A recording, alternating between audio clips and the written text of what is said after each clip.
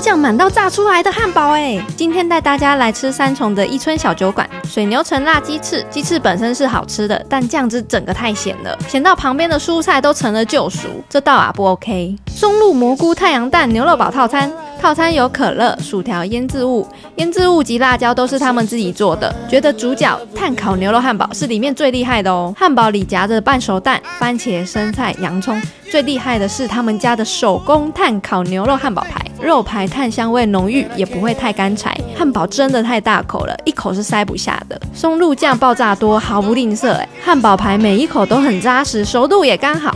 推牛排法式达，墨西哥的传统菜肴，将主菜与蔬菜铺在特制的面饼上，再搭配酱汁。这道呢，我建议大家 share 就可以了，因为真的太饱了。要来的话，我个人还是推荐吃这家店的手工牛肉汉堡。我是燕燕，下次见啦。